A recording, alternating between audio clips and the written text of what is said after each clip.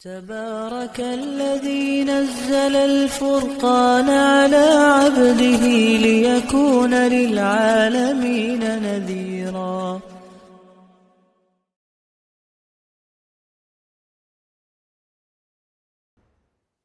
والصلاة والسلام على سيد المرسلين وعلى آله وصحبه أجمعين वमन तबिअहुम बिइहसानिन इला यौमिद्दीन अम्मा बाद।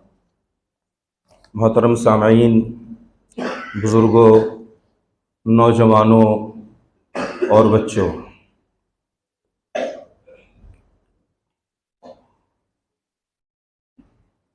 अल्लाह रब्बुल आलमीन का ये खुसूसी हम पर करम और उसका एहसान है कि उसने हमें ईमान की दौलत से नवाजा और उसके साथ साथ उसने अपनी किताब कुरान करीम और अपने प्यारे रसूल सल्लल्लाहु अलैहि वसल्लम की सुन्नत से मोहब्बत करने वाला बनाया। ये उसका बहुत बड़ा एहसान है और उसका ये बहुत बड़ा करम है और ये बहुत बड़ी दौलत है। इससे बढ़कर कोई और दौलत नहीं है। इसी दौलत को अल्लाह रब्बुल आलमीन ने कुरान करीम के अंदर नेमत से नवाजा है और फरमाया अल यौम अकमलतु लकुम दीनकुम व अतममतु अलैकुम नेमती, कि हमने आज के दिन तुम पर अपने दीन को मुकम्मल कर दिया है और अपनी नेमत पूरी कर दी है। नेमत क्या है? ये नेमत इस्लाम है। और नेमत इस्लाम, ये इस्लाम जो शरीयत, ये मजहब, ये जो दीन हमें अल्लाह रब्बुल आलमीन ने अता किया है, ये नाम है किताब का, यानी कुरान करीम का और सुन्नत रसूल सल्लल्लाहु अलैहि वसल्लम का। दीन के जो बुनियादी मसादिर हैं, दीन का जो बुनियादी सरचश्मा है, वो अल्लाह की किताब और प्यारे रसूल सल्लल्लाहु अलैहि वसल्लम की अहादीस मुबारका है। हमारा ये आज का जो दर्स है वो हदीस और हदीस से हर दर्जा शगफ रखने वाले जो मुहद्दिसीन किराम थे, उनमें से 6 जो मुहद्दिसीन किराम हैं जिनका जिक्र भी आया, उनके बारे में ये दुरूस का सिलसिला इंशाअल्लाह चलेगा। आज के दर्स में हम इस सिलसिले में कुछ तमहीदी गुफ्तगू करेंगे ताकि इस दर्स से हम खातिर खा आगे फायदा उठा सकें और इसको हम बखूबी समझ सकें।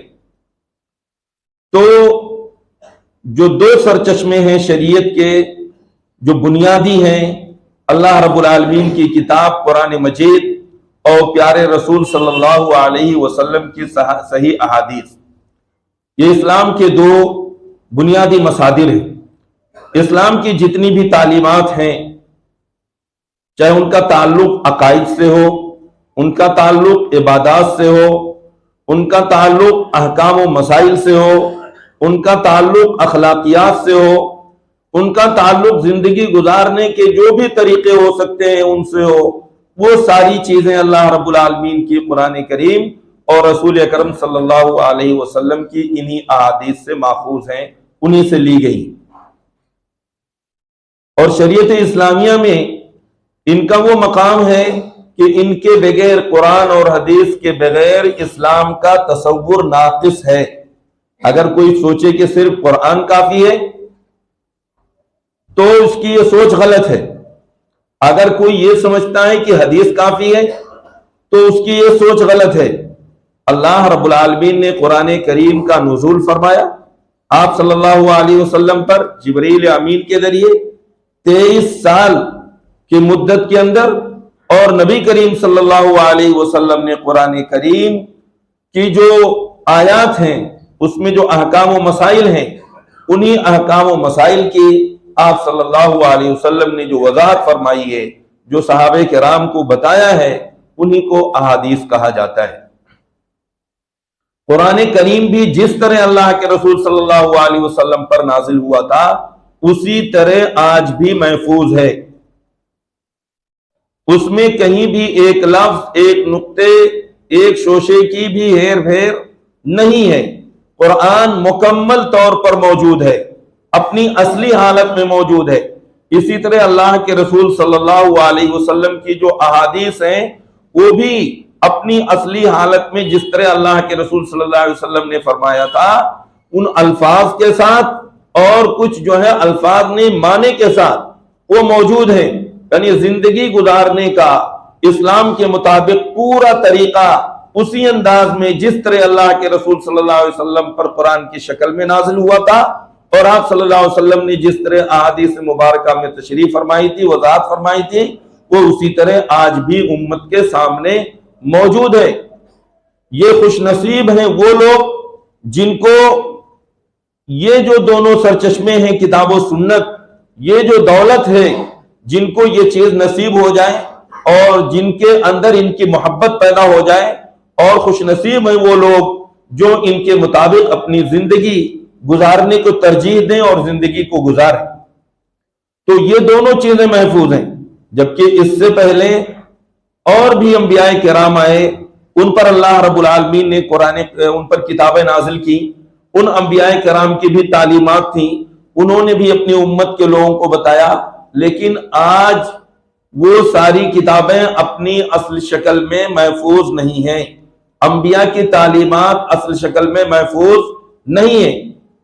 जैसे हम तौरात का नाम सुनते हैं, यहूदी उनके पास तौरात है, ईसाई उनके पास इंजील है, लेकिन इन दोनों में तहरीफ हो चुकी है, दोनों में तब्दीली वाक़ई हो चुकी है, दोनों अपनी असली हालत में मौजूद नहीं है। और इसका एतराफ वो खुद करते हैं। इंजील जो लिखी गई है वो हजरत ईसा अलैहिस्सलाम के आसमान पर उनके उठाए जाने के वो 35 साल और उससे ज्यादा सालों के बाद लोगों ने जो लिखा है, और वो भी वो इंजील नहीं है जो हजरत ईसा अलैहिस्सलाम पर नाजिल हुई थी, बल्कि ईसा अलैहिस्सलाम के जरिए जो कुछ बातें उन्हें मालूम हुई थी उन बातों को उन्होंने जमा कर दिया। और जो इंजील तो बहुत सारी हैं, लेकिन जो मशहूर इंजील हैं वो 4 है। जैसे लूका है, मत्ता है, मरकस है, यूहन्ना है। ये आज मौजूद तो हैं ये किताबी शक्ल में, लेकिन ये वो इंजील नहीं है जो हजरत ईसा अलैहिस्सलाम पर अल्लाह रब्बुल आलमीन ने नाज़िल की थी, बल्कि खुद इन इंजील की जो कॉपियां हमारे पास मौजूद हैं उनके मुकद्दमों में यह बात लिखी हुई है कि इनके लिखने वाले कौन है इसका पता नहीं। लिखने वाले का नाम तो है, लूका है, मत्ता, यूहन्ना है, मरकस है, लेकिन ये कौन है, कहां के रहने वाले थे, कब पैदा हुए, इनके जिंदगी के हालात क्या हैं, इन सारी चीजों का कोई पता नहीं। इसी तरह तौरात, उसका भी असली शक्ल में मौजूद नहीं, उसमें तहरीफ और तब्दीली हो चुकी है। ज़बूर, वहां भी ये सारी चीजें, वहां भी तहरीफात हो चुकी हैं। कोई चीज अपनी असली शक्ल में महफूज नहीं। ये अल्लाह रब्बुल आलमीन के निजाम के तहत ये सारी चीजें हुई, लेकिन कुरान करीम और रसूल अकरम सल्लल्लाहु अलैहि वसल्लम की सही हदीस आज भी मौजूद हैं। कुरान करीम खुद अल्लाह के रसूल सल्लल्लाहु अलैहि वसल्लम जिस तरह आप पर नाजिल होता था, सहाबे किराम को आप लिखवा दिया करते थे। और इसी तरह अहादीस भी, बहुत सारी अहादीस खुद अल्लाह के रसूल सल्लल्लाहु अलैहि वसल्लम ने बाज़ लोगों के लिए लिखवाई, या इसी तरह सहाबे किराम ने आपकी जिंदगी में भी और आपके बाद में भी बहुत सारे सहीफे मौजूद हैं जो अहादीस पर मुश्तमिल है। और फिर सहाबे किराम के दौर ही से अहादीस की जमा और तदवीन और उनको लिखने और महफूज करने का सिलसिला शुरू हो गया। और उसके बाद के अदवार में दूसरी और तीसरी सदी में बाज़ाब्ता इनको किताबी शक्ल में महफूज कर दिया गया। अरब शुरू में, क्योंकि अरबों के हाफजा, उनकी याददाश्त बहुत कवी थी, बहुत मजबूत थी, जो वो सुनते थे उसको वो चीजें उन्हें वो अजबर हो जाती थी, तो उन्होंने उसकी जरूरत उतनी महसूस नहीं की। लेकिन बाद में जब इस्लाम का दायरा वसी हुआ और मुख्तलिफ ममालिक जो फतह होने के बाद दायरा इस्लाम में लोग दाखिल होते गए और इस्लामी ममलकत बढ़ती गई तो जरूरत महसूस हुई कि अहादीस को भी इकट्ठा कर दिया जाए। तो वो अहादीस लोगों के सीनों में मौजूद थी, लोगों ने याद कर रखा था, जिंदगियां उसमें लगा रखी थी। सहाबा किराम को अहादीस याद थी, सहाबा के बाद उनके शागिर्द जो ताबईन थे उन्हें अहादीस याद थी, और पूरी सनद के साथ वो अहादीस याद रखते थे। वो जैसे एक ताबई है तो उन्होंने किस सहाबी से वो हदीस सुनी उसको याद रखते थे। ताबई के जो शागिर्द हैं तबे ताबई, वो पूरा नसब याद रखते थे। आज यहां तक हालत यह है कि जब ये किताब अहादीस इमाम बुखारी, इमाम मुस्लिम, इमाम तिरमिजी, इमाम अबू दाऊद, इमाम नसाई, इमाम इब्ने माजा और इमाम मालिक, इमाम अहमद बिन हंबल, इसहाक इब्ने राहवे और दीगर मुहद्दिसीन तक जब ये अहादीस पहुंची तो पूरे सिलसिले सनद के साथ उन चीजों को उन्होंने महफूज रखा, और आज भी ये सारी अहादीस सनद के साथ मौजूद हैं। जैसे आज हम कोई बयान करते हैं बुखारी की ये फला हदीस है, तो ऐसा नहीं कि इमाम बुखारी ने अपनी किताब के अंदर वो हदीस लिख दी जैसे इन्नमल आमालु बिन्नियात, बल्कि इमाम बुखारी रहमहुल्लाह ने जो हदीस अपनी किताब के अंदर लिखी है तो उससे पहले उसकी सनद लिखी है। सनद का मतलब ये है कि इमाम बुखारी ने ये हदीस किस उस्ताद से अपने सुनी, उनके उस्ताद ने किससे सुनी, फिर उनके उस्ताद के उस्ताद ने किससे सुनी, फिर उसके बाद कौन ताबई है जिससे हदीस सुनी गई, फिर वो कौन ताबई है, और फिर किस सहाबी से वो हदीस सुनी गई, और फिर वो सहाबी बयान करते हैं कि मैंने हदीस अल्लाह के रसूल सल्लल्लाहु अलैहि वसल्लम से सुनी। और आज भी ये सिलसिले नसब, ये सिलसिले सनद आज तक मौजूद है। आज जो मदारिस में जो लोग पढ़ते हैं, जो कुरान और हदीस की तालीम हासिल करते हैं, बाज़ाब्ता उनको सनद के साथ उसकी सनदें दी जाती हैं। जैसे मेरे पास बाज़ाब्ता कुतुबे सित्ता की सनद मौजूद है, हमने अपने जिस उस्ताद से वो हदीस पढ़ी उन्होंने लेके इमाम बुखारी, जैसे बुखारी की सनद हमने जो हदीस पढ़ी अपने उस्ताद से, ये हमारे उस्ताद ने आगे जिनसे हदीस पढ़ी है, फिर वो पूरा तसलसल सब नाम के साथ वो हमारे पास या उलमा के पास जो इल्म हदीस हासिल करते हैं वो पूरी सनद मौजूद होती है। यहाँ तक इमाम बुखारी तक पहुंचती है, इमाम मुस्लिम तक पहुंचती है, इमाम तिरमिजी तक, इमाम अबू दाऊद तक और इमाम नसई, इमाम इब्न माजा रहमहुल्लाह तक पहुंचती है। और फिर वो उसके आगे की सनद उन अइम्मा ने जो अपनी किताबों में सनद लिख दी है वो सनद वहां मौजूद है, और वो जो है अल्लाह के रसूल सल्लल्लाहु अलैहि वसल्लम तक पहुंचती है।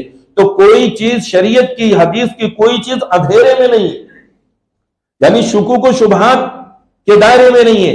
और फिर वो जो सनदें हैं वो कौन लोग हैं जिनसे हदीसें सुनेगी, उनकी पूरी तफसीलात है। अइम्मा और मुहद्दिसीन ने जिन लोगों से सनद हदीस सुनी है उनकी मुकम्मल वो सनद और उनकी जिंदगी के मुकम्मल हालात मौजूद हैं। बादाब्ता इल्मुर रिजाल एक ऐसा इल्म है जो आज तक दुनिया में किसी भी उम्मत के पास, किसी भी कौम और मिल्लत के पास ऐसा फन मौजूद नहीं है। लाखों, हजारों, लाखों की तादाद में जो अस्माउ रिजाल जिन लोगों ने हदीसें रिवायत की हैं उनके हालात किताबों में मौजूद हैं। एक दो किताब नहीं, ऐसी दसियों किताबें मौजूद हैं कि जिसमें बाकायदा रावियों के हालात लिखे गए। मामूली चीज, रावी की जिंदगी के हालात कैसे थे, वो कैसे थे, उनका अखलाक कैसा था, उनका किरदार कैसा था, उनका हाफिजा कैसा था, और खुद वो जो है दीन के मामले में वो कैसे थे, दुनियावी मामलात उसके कैसे थे, लोगों के साथ उनके ताल्लुकात कैसे थे, ये सारी तफसीलात के साथ ये सब चीजें उनकी बायोग्राफी जो है मौजूद है, तफसील के साथ मौजूद है। किसी भी कोई भी रावी आ रहा है, मान लीजिए इसहाक इब्ने राहवे का लफ्ज़ है तो आप दसियों किताबों में इसहाक इब्ने राहवे के बारे में आप जाके देख सकते हैं। इमाम बुखारी रहमहुल्लाह के उस्ताद हैं अली इब्ने मदीनी, उनके बारे में आप जानना चाहते हैं तो दसियों किताबों में उनके पूरे हालात मौजूद हैं। और वहां बाकायदा लिखा गया है कि, और एक दो ने नहीं, दसियों ने उनके बारे में जो अइम्मा थे, जो इमाम का दर्जा रखते थे, जो इल्म के पहाड़ थे, उन लोगों ने उनकी तायीद की कि ये रावी जो है सिका है, ये काबिल एतबार है, ये भरोसेमंद है, इनका हाफजा अच्छा है, इनका जो है ये इसी तरह जो है सिका है, इनके अंदर फिस्क व फुजूर नहीं, ये बिदाती नहीं। तो इस तरह जो है सही अहादीस जो है हम तक ये महफूज हो गई। और ये अहादीस का सिलसिला, तो ये कुतुबे सित्ता जो 6 किताबें हैं ये मशहूर हैं, जो उम्मत के दरमियान सबसे ज्यादा इनको कबूलियत हासिल हुई। और भी अहादीस की किताबें हैं वो, उनमें भी सही अहादीस मौजूद हैं। लेकिन बतौर खास ये जो दवावीन हैं, ये किताब सुन्नत के और अल्लाह के रसूल सल्लल्लाहु अलैहि वसल्लम के अहादीस के, ये बुनियादी हैं, बुनियादी इसमें बेशतर अहादीस आ चुकी हैं अल्लाह के रसूल सल्लल्लाहु अलैहि वसल्लम की जो अहादीस मौजूद हैं। तो कहने का मतलब यह है कि साबिका उम्मतों की किताबें, उनके अंबिया की तालीमात अपनी असली शक्ल में मौजूद नहीं, लेकिन हमारे रसूल करम सल्लल्लाहु अलैहि वसल्लम पर अल्लाह ताला ने जो किताब कुरान मजीद नाजिल की, वो किताब अपनी असल शक्ल में मौजूद है। आप सल्लल्लाहु अलैहि वसल्लम की जबान से निकलने वाले एक एक अल्फाज, एक एक बात, आपकी एक एक सुन्नत, आपका एक एक तरीका, वो सारी चीजें सब महफूज हैं।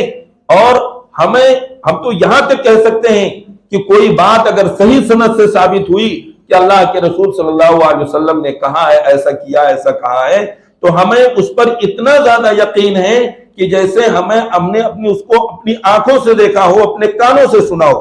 बल्कि हमें अपने कान पे सुनी हुई चीज में शुबा हो सकता है, अपनी आंख से देखी हुई चीज में भी शुबा हो सकता है।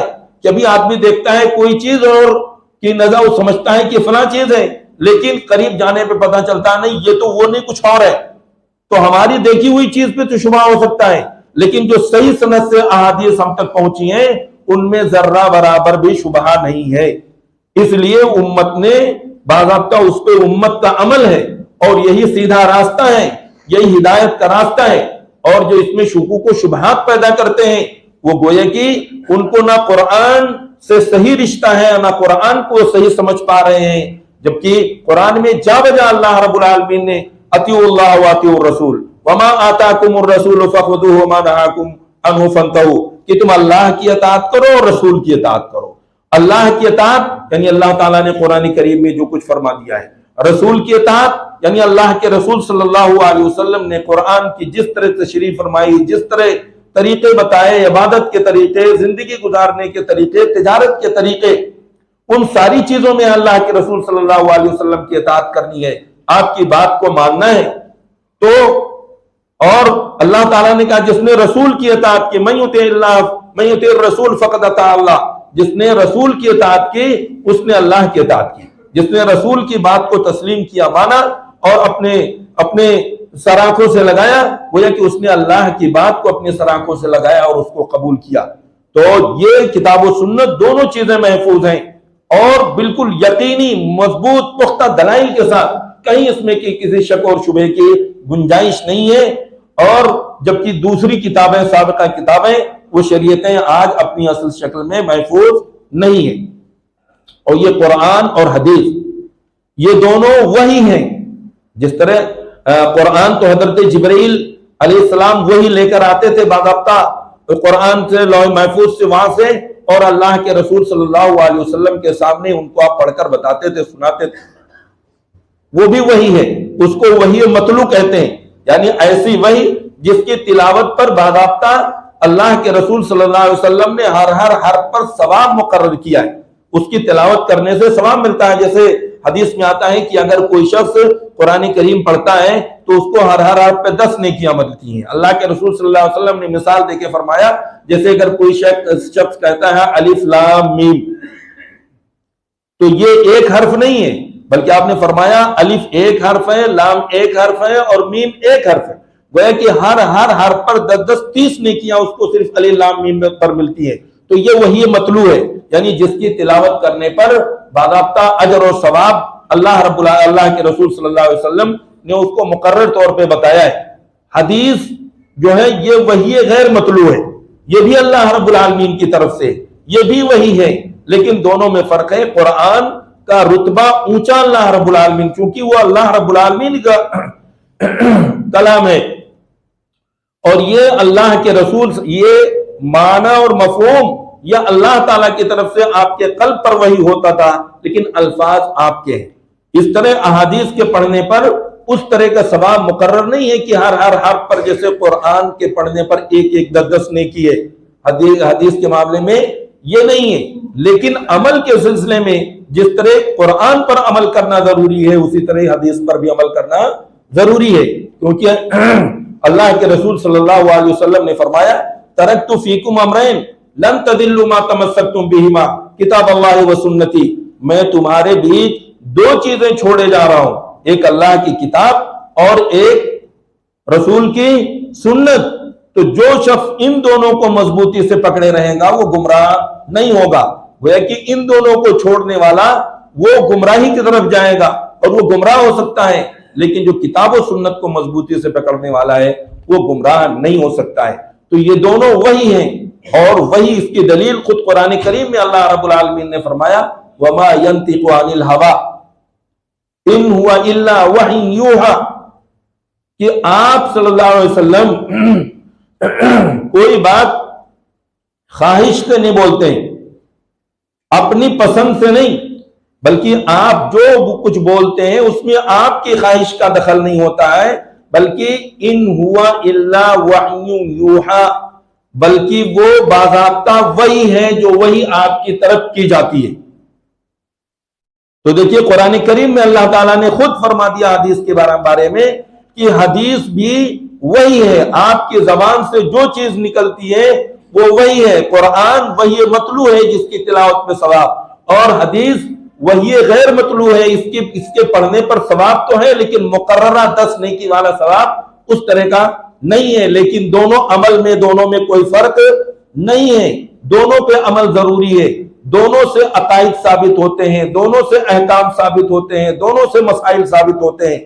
दोनों में अगर कोई आदमी फर्क करता है कि नहीं कुरान हमारे लिए काफी है, तो फिर ऐसी सूरत में वो गुमराही की तरफ जाएगा, क्योंकि तन्हा कुरान को आदमी उसको समझ नहीं सकता है मुकम्मल तौर पे, क्योंकि कुरान एक टेक्स्ट बुक है, एक मतन है, उसकी शरह, उसकी तशरीह, उसकी तबयीन, उसकी वजाहत, ये जो है अहादीस रसूल सल्लल्लाहु अलैहि वसल्लम के अंदर की गई है। और अल्लाह के रसूल सल्लल्लाहु अलैहि वसल्लम ने एक मकाम पर यह भी फरमाया कि ऊतीतुल कुरान व मिस्लहुमा, मुझे कुरान अता किया गया है और कुरान के मानिंद एक और चीज हिदायत की अता की गई है। वो क्या है दूसरी चीज? वो अल्लाह के रसूल सल्लल्लाहु अलैहि वसल्लम की अहादीस मुबारका हैं। तो हदीस के बगैर अगर ये कोई सोचे कि हमारी गाड़ी हम वो चल जाए और हम जो है आखिरत में नजात पा जाएं और हमारे अमाल मकबूल हो जाएं, तो इसकी कोई गुंजाइश नहीं है, क्योंकि किताब और सुन्नत में ऐसा कहीं भी नहीं है कि कुरान काफी है, बल्कि कुरान को समझने के लिए अल्लाह के रसूल सल्लल्लाहु अलैहि वसल्लम का उस्वा, आपकी जिंदगी, आपकी सीरत, आपकी हदीस मुबारका, ये सारी चीजें जरूरी हैं और सहाबे किराम ने उसी के मुताबिक अमल किया है, अल्लाह के रसूल सल्लल्लाहु अलैहि वसल्लम की उस्वे के मुताबिक। और खुद अल्लाह रब्बुल आलमीन ने कुरान करीम के अंदर आपके उस्वे को अपनाने की तलकीन की है। अल्लाह रब्बुल आलमीन ने फरमाया, लक़द काना लकुम फी रसूलिल्लाहि उस्वतुन हसना, कि अल्लाह के रसूल सल्लल्लाहु अलैहि वसल्लम की जिंदगी में तुम्हारे लिए क्या है? बेहतरीन उस्वा और नमूना है। आपके तरीके को खैरुल हदी मुहम्मदिन सल्लल्लाहु अलैहि वसल्लम, बेहतरीन जो जिंदगी गुजारने का जो तरीका बताया गया है वो रसूल अकरम सल्लल्लाहु अलैहि वसल्लम का जो तरीका है, और वो क्या है? वो आप सल्लल्लाहु अलैहि वसल्लम की अहादीस जो हम तक पहुंची हैं सही सनदों के साथ। तो कुरान करीम की तशरीह और तफसील अहादीस है। खुद कुरान करीम में अल्लाह रब्बुल आलमीन ने इस जानिब जो इस सिलसिले में फरमाया, व अंज़लना इलैका ज़िक्र, हमने आप पर जिक्र को उतारा है। जिक्र से मुराद कुरान करीम, लितुबय्यिना लिन्नास, किस लिए उतारा है? ताकि आप इसको खोल खोल कर लोगों के लिए बयान कर दें, यानी कुरान को खोल खोल कर बयान कर दें। तो खोल खोल कर बयान कर जो आपने किया वो चीज क्या है? वो वही है अहादीस रसूल हैं, जो हम तक वो सारी चीजें सही सनदों से पहुंची हैं। तो मानुसिला इलैहिम, ताकि आप लोगों के लिए उस चीज को खोल खोल कर बयान करें जो लोगों की तरफ उतारी गई है, लअल्लहुम यतफक्करून, ताकि लोग गौर व फिक्र करें। तो हम इस तफसील की रोशनी में हम यूं कह सकते हैं, समझ सकते हैं कि कुरान और हदीस इस्लामी शरीयत के लिए ऐसे ही हैं जैसे इंसानी जिस्म के लिए दिल और शहरत। कि दिल ये खून को क्या करता है? ये पंप करता है, और रगें जो होती हैं वो पूरे जिस्म में खून को पहुंचाती हैं। तो इसी तरह कुरान और हदीस रसूल की हैसियत ऐसे ही है जैसे इंसानी जिस्म के लिए दिल है और शह रग है कि अगर दिल नहीं तो रगों के शह रग के होने से कोई फायदा नहीं, और अगर दिल है और शह रग नहीं है तो इस सूरत में पूरे जिस्म के अंदर खून नहीं पहुंच सकता है और जिस्म जिंदा नहीं रह सकता है। यही हाल है। शरीयत मुकम्मल तभी है जब कुरान और हदीस दोनों को मिलाकर शरीयत को समझा जाए, उस पर अमल किया जाए, उसके मुताबिक जिंदगी गुजारी जाए। अगर इन दोनों में से किसी एक को तर्क करता है तो गोया कि वो आदमी वो शरीयत का वो सही तसव्वुर और सही कॉन्सेप्ट उसके पास नहीं है।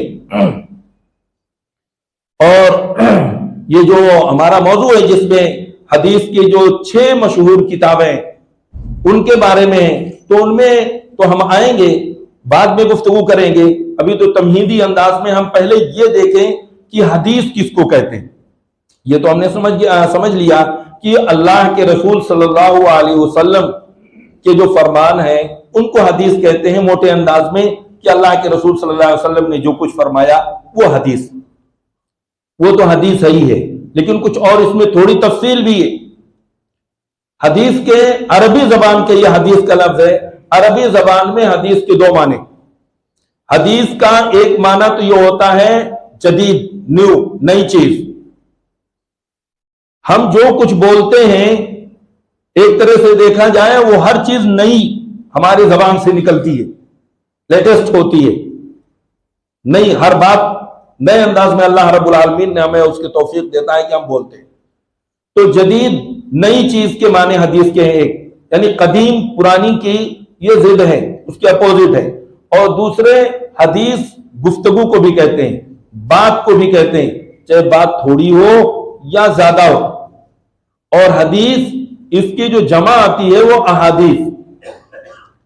ये तो अरबी जबान में हदीस का हमने माना और मफहूम बयान किया। लेकिन मुहद्दिसीन या दीन में हदीस किसे कहते हैं? कोई बात बोल रहा है तो उसकी बात को भी हदीस कह सकते हैं। लेकिन जब हम दीन की इस्तिलाह में आएंगे और एक दीन के दायरे में रहकर जब बात करेंगे तो हदीस किसे कहते हैं? हदीस 4 चीजों के मजमूए का नाम है। 5 चीजें उसमें आती। अल्लाह के रसूल सल्लल्लाहु अलैहि वसल्लम के अक़वाल, आपके फरमुदात, आपका फरमान, आपने अपनी जबान से जो कहा वो हदीस, नंबर 1। नंबर 2, आपने जो कुछ अमल करके दिखाया और वो भी क्या है? वो हदीस है। तो कौल और अमल, आप सल्लल्लाहु अलैहि वसल्लम की जबान से अदा होने वाले अल्फाज, आपके फरमुदात, आपके फरमान, और इसी तरह आपने जो अमल करके उम्मत को दिखाया सहाबे कराम को, वो भी, ये दोनों चीजें, ये भी हदीस। और तीसरी चीज हदीस में जो है जिसको अरबी में कहते हैं तकरीर। तकरीर का वो माना मफहूम नहीं है जो हम उर्दू में बोलते हैं कि जिसे तकरीर की जा रही, ये नहीं। तकरीर का मतलब ये है कि अल्लाह के रसूल सल्लल्लाहु अलैहि वसल्लम के सामने कोई काम किया गया, सहाबा ने कोई काम किया या कोई बात कही, लेकिन अल्लाह के रसूल सल्लल्लाहु अलैहि वसल्लम ने उस पर इनकार नहीं किया, उससे मना नहीं किया, बल्कि आपने उसकी तायीद की, तो इसको तकरीर कहते हैं। यानी ना तो आपने उस पर अमल किया, ना आपने तो उसको, अल्लाह के रसूल सल्लल्लाहु अलैहि वसल्लम ने उस पर कोई नकीर नहीं की, कोई एतराज नहीं किया, आपने खामोशी अख्तियार की, तो वो भी हदीस है, यानी वो भी दीन का हिस्सा है। क्योंकि रसूल की जिम्मेदारियों में से एक जिम्मेदारी होती है कि जहां ला यजूज़ु ताखीरुल बयान अन वक्तिल हाजा, कि जिस वक्त जिस चीज का बयान और वजाहत करनी हो उस वक्त नबी उसमें ताखीर नहीं करते। आपके सामने अगर कोई गलत बात होगी नबी के सामने, तो नबी की जिम्मेदारी उनके फर्ज मनसबी में से है कि फौरन उस पर टोक देते हैं। इसलिए आपके सामने कोई भी चीज जब ऐसी हुई जो नापसंदीदा थी, आप सल्लल्लाहु अलैहि वसल्लम ने फौरन रोक दिया, या उस पर आपने नागवार नाराजगी का इजहार किया। जैसे एक मौके पे उमर रजी अल्लाह तआला अन्हु तौरात का कोई सफा लेके आए और आप सल्लल्लाहु अलैहि वसल्लम के सामने पढ़ रहे थे। ये देखकर आप सल्लल्लाहु अलैहि वसल्लम का चेहरा जो है सुर्ख हो गया, हजरत उमर रज़ी अल्लाह ताला अन्हु उसको पढ़े जा रहे थे और आप सल्लल्लाहु अलैहि वसल्लम के चेहरे की तरफ नहीं देख रहे थे। उस पर एक सहाबी ने तवज्जो दिलाई कि अल्लाह के रसूल सल्लल्लाहु अलैहि वसल्लम के चेहरे को नहीं देखते हो? तो देखा तो वो सहम गए और कहा रदीतु बिल्लाहि रब्बन व बिल इस्लामी दीनन व बि मुहम्मदिन नबिया, कि मैं राजी हूं अपने रदीतु बिल अल्लाह को रब मानकर राजी हूं और मोहम्मद सल्लल्लाहु अलैहि वसल्लम को रसूल मानकर राजी हूं और इस्लाम को दीन मानकर राजी हूं। उस पर आप सल्लल्लाहु अलैहि वसल्लम ने फरमाया लौ कान मूसा हय्यन मा वसिअहु इल्ला इत्तिबाई, कि अगर आज हजरत मूसा अलैहिस्सलाम भी जिंदा होते तो उनके लिए मेरी इत्तिबा, मेरी पैरवी के अलावा कोई चारा नहीं था। उनकी भी नजात इसी में थी कि वो मेरी पैरवी करते। तो आप सल्लल्लाहु अलैहि वसल्लम ने देखिए इस मौके पे आपने नाराजगी अपनी जताई, तो पता क्या चला कि आप सल्लल्लाहु अलैहि वसल्लम की ये जिम्मेदारी थी अल्लाह रब्बुल आलमीन की तरफ से कि अगर आपके सामने कोई खिलाफ शरीयत बात हो तो फौरन आप उस पर नाराजगी का इजहार करें या उससे आप मना फरमा दें या उसकी इस्लाह फरमा दें।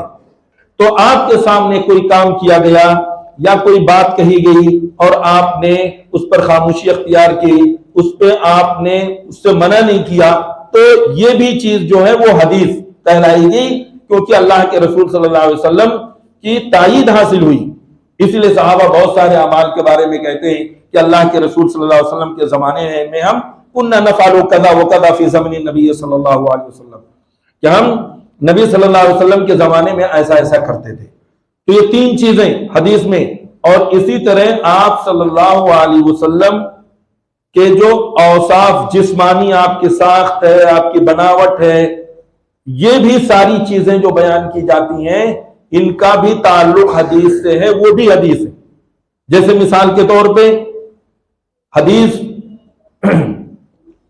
आप सल्लल्लाहु अलैहि वसल्लम की जिस्मानी जो साख्त है, आपकी बनावट है, आपके चलने फिरने, उठने बैठने का जो अंदाज है, ये जो सारी चीजें नकल हुई हैं, हम तक पहुंची हैं सहाबा के जरिए और उलमाए उम्मत के जरिए, ये सब क्या है? ये भी अहादीस है।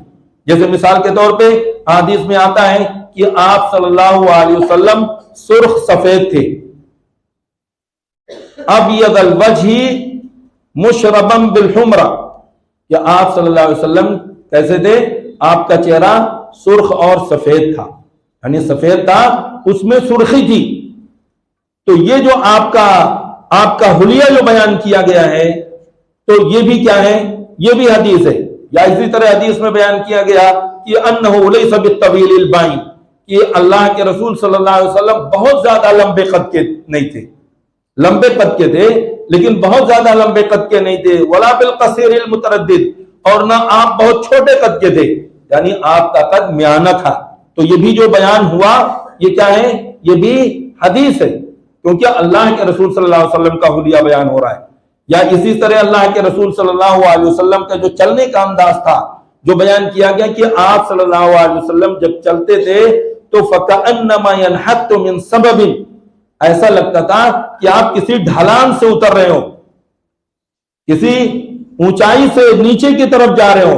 क्योंकि ऊंचाई से जब आदमी नीचे की तरफ जाता है तो कदम बहुत संभाल संभाल के रखता है, यानी आप कदम मजबूती के साथ रखते थे, यानी कदम को और जब आदमी ऊपर से नीचे की तरफ उठता है तो पैर को जमीन पर घिसटता नहीं। इसीलिए अल्लाह के रसूल सल्लल्लाहु अलैहि वसल्लम का चलने का अंदाज भी सहाबा ने नकल किया है, उसको महफूज किया है कि आप कदम उठा उठा के, जैसे नहीं बहुत से लोग चलते हैं कि वो अपने पैरों को जमीन पे घसीटते हुए चलते। आप सल्लल्लाहु अलैहि वसल्लम के चलने का तरीका ये नहीं था कि आप ऐसे चलने का अंदाज ये था जैसे ऊंचाई से ढलान की तरफ उतर रहे हो, नीचे की तरफ उतर रहे हो।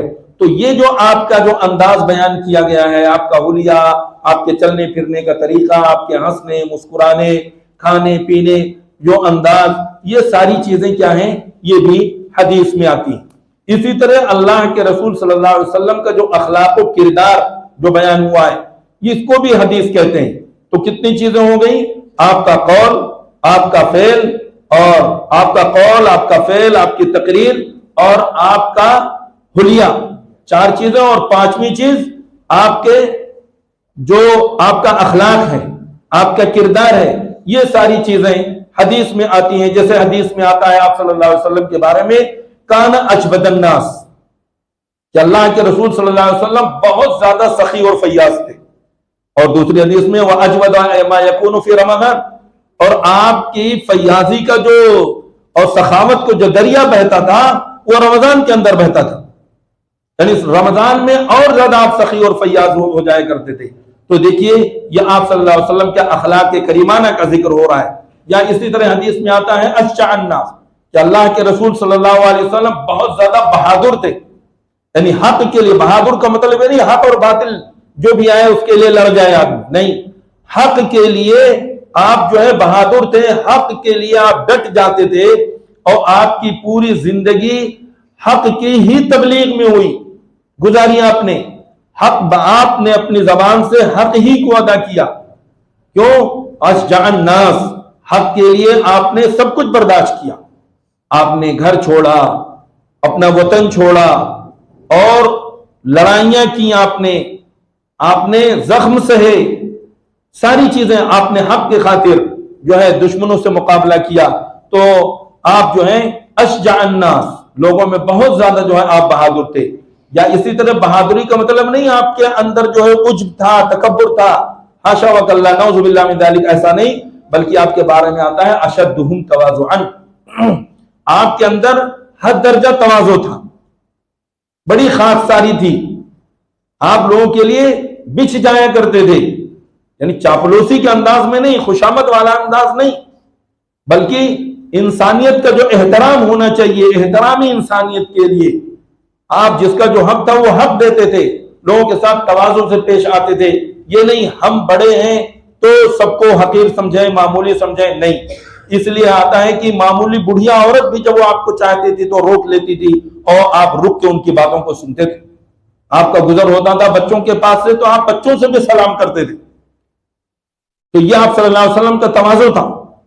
आज कितने लोग कहते हैं अजीब बच्चे हो गए हैं, सलाम नहीं करते, बच्चे बिगड़ गए। बच्चे तो बच्चे हैं, बड़ों को चाहिए कि बड़े जब सलाम करेंगे तो उससे बच्चे सीखेंगे। तो हमने तो सिखाया नहीं, और पहले चाहते हैं कि बच्चे हमको बढ़कर सलाम करें। पहले हमें खुद बढ़कर सलाम करना होगा, तो फिर बच्चे भी सीखेंगे कि नहीं हम छोटे हैं, हमें करना चाहिए। तो आप सल्लल्लाहु अलैहि वसल्लम के बारे में जैसे अशद्दुहुम तवाज़ुअन, कि आप बहुत ज्यादा मुतवाज़े थे, आपके अंदर तवाज़ु बहुत था। आप फुकरा और मसाकीन पर बहुत ज्यादा उनके लिए रहम दिल थे। आजकल लोग फुकरा और मसाकीन को झिड़क देते हैं कि ये मतलब जैसे उसको इंसान ना समझते हो, जबकि इस्लाम जो है एहतराम इंसानियत का मज़हब है। हर इंसान बहैसियत इंसान होने के मोहतरम है, उसका एक वकार है, उसकी इज्जत है, उसका किसी का तंदुरुस्त होना, किसी का बीमार होना, किसी का गरीब और नादार होना, मालदार होना, ये सारी अलग चीजें हैं, लेकिन इंसान होने में सब के सब बराबर हैं। तो आप इंसानियत का एहतराम करते थे। इसी तरह आप मिस्कीनों के साथ, बेवाओं के साथ, यतीमों के साथ जो रहमदिली का मामला फरमाते थे, और तो या आप अफो दरगुजर से काम लेते थे, अगर किसी से गलती हो जाए तो माफ करते थे। हजरत अनस इब्न मालिक रज़ी अल्लाह तआला अन्हु फरमाते हैं कि मैंने अल्लाह के रसूल सल्लल्लाहु अलैहि वसल्लम की 10 साल खिदमत की, 10 साल, और आपने कभी ये नहीं कहा कि अनस तुमने ये काम क्यों किया और ये क्यों नहीं किया। अंदाजा लगाइए, मारने, डांटने, झिड़कने की तो बात अलग है, आपने ये तक नहीं कहा कि अनस तुमने काम क्यों किया और ये क्यों नहीं किया। अब आप सल्लल्लाहु अलैहि वसल्लम के अफो दरगुजर का हम इसी से अंदाजा लगा सकते हैं, और हमें इसी की तालीम दी गई है कि हम अल्लाह के रसूल सल्लल्लाहु अलैहि वसल्लम के उसवे को अपनाएं। तो इसके अलावा और भी जो आपका अखलाक है, करीमाना आपके किरदार हैं, ये सारी चीजें अहादीस में आती हैं।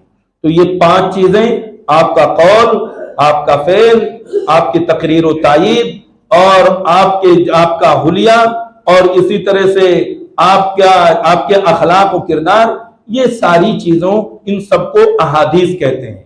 मुहद्दिसीन किराम ने इन सारी चीजों को बतौर खास जमा किया है।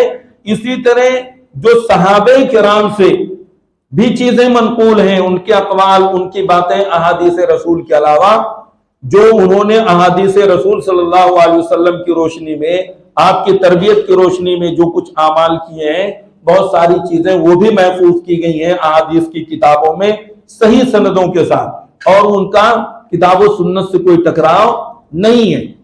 तो उनको भी अहादीस कहा गया है, ज़िम्नन उसमें कह दिया गया, लेकिन असल हदीस वो चीजें हैं जो यहां बयान की गई कि जिनका ताल्लुक अल्लाह के रसूल सल्लल्लाहु अलैहि वसल्लम की जात से है। तो ये अहादीस किसे कहते हैं हमने इसको समझ लिया। अब इसके बारे में कुछ अगर आपको सवालात करने हैं, कुछ पूछना है तो पूछ सकते हैं।